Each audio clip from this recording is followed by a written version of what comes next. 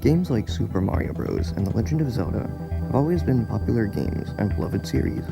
But what about games that have fallen out of the public eye in recent years, like Punch-Out?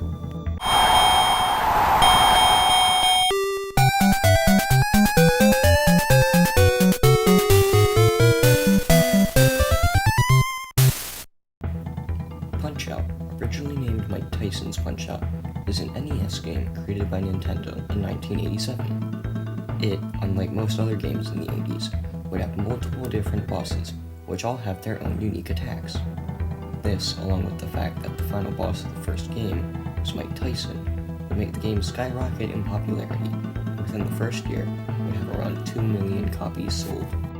Punch-Out also has a speedrunning community, which has been very dedicated to finding the fastest route to beat every single boss within the game. This depends on lots of RNG and skill to even be able to attempt the world record pace. But that's not what we're here to talk about.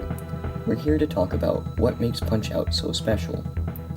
Like I said earlier, unlike most other games released in the 80s, such as The Legend of Zelda or Super Mario Bros., that had very simple boss fights and repeating boss patterns, Punch-Out had 14 different bosses, ranging from easy to hard difficulty, and each boss had their very own attacks, making it much more difficult. The first ever version of Punch-Out was released in 1984 as an arcade console, and would end up getting a sequel called Super Punch-Out that was released that same year. Punch-Out would then be released on the NES in 1987, followed by Super Punch-Out being released 7 years later on the SNES. The series has 8 different games, including spin-offs, which have been released over the span of 25 years. It has not seen a new game besides ports on newer consoles. The plot of the first game, released on the NES, is that Little Mac, Yu, a small-time boxer, has to make their way up the ranks to be able to fight and defeat Mike Tyson in their dream fight. Mike Tyson was later changed to Mr. Dream due to his contract expiring. Super Punch-Out, released on the SNES, is a sequel to Punch-Out released on the NES. It follows the original main character, Little Mac, as he fights 16 bosses to make his way up in the World Video Boxing Association. Most of these bosses have their first appearance in this game. Punch-Out, released on the Wii, is the third and most recent mainline game in the series. It was released in 2009 and follows Little Mac as he fights 13 different bosses. Once he defeats them all, Little Mac enters Mac's Last Stand. Mac's Last Stand is the epilogue to Punch-Out, where Mac fights every single boss he's ever fought before at random.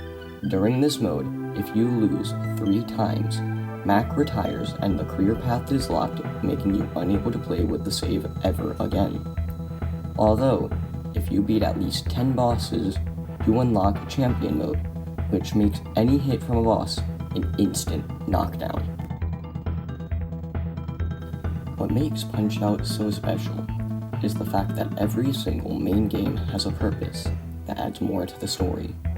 From Mike Tyson's Punch-Out, where Mac is just a 17-year-old boxer who is able to defeat Mike Tyson in his dream fight, to being a retired fighter at the end of Punch-Out on the Wii. With all that being said, I hope you enjoyed watching the video, and would consider subscribing to see what my next video will be. Happy New Year's!